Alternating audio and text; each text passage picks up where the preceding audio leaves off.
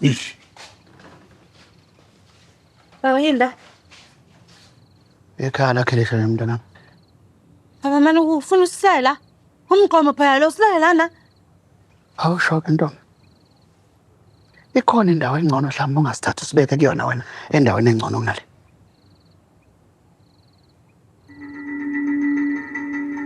Sibenini? Sizohlala la kuze ukuthi amaphoyisa ayakhohlwa udaba lethu. Fanele ngihlaye ubaba. Amaphoyisa akakhohlwa nini? Angase kangangitshela into yodwa ngithi yeke ukukhuluma nami ngathi wehle emthini. Angisiyo ntanga yena. Habo singavele silele lana uqithi ungajabula mina uthi ngizohlala lana. Mntanami, ngiyakunika ilungelo. Ngeke ngize ngikubuze imibuzo. Shaya ishwaba sakho uphuma. Mawukuthi khona la uzoya khona ngendlela. Ushiye thina la.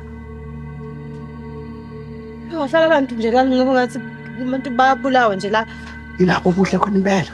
Sizohlala la. Akekho umuntu uzocabanga ukuthi ontanzi bona bonke bangahlala endaweni efana nale. Ngakho-ke sizohlala la zamahlobe sonke sinje njengomndeni. Kuzoba ukuthi sithole indawo esifanele nesesingene. Akuna yimbi kakhulu ngiyayithanda. Hayi qambelana manga. Cha, awucabanga baseyiklina le ndawo ihhotela le ndawo. Lana ihhotela le ndawo. Engifuna nikuzweke nonke njengamanje. Ophethe ifoni esandleni sakhe. Ayihlukane nebhetri, ihlukane neSIM card. Mawukuthi khona umuntu enifisa ukubuye nikhulume naye ungaphandle kwale ndawo esikuyona. Thathe njengomuntu ofile ngoba usaxhumana namuntu. Masiyezwana. Hayi no. Ngiyakuzwa mina baba. Wena Uthothini?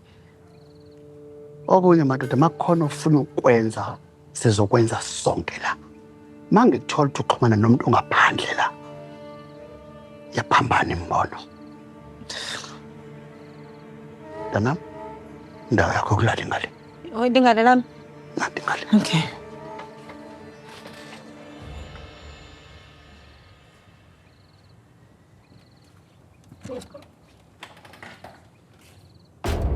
Ngeke. Ay ngeke. Ay ngeke baba ngeke.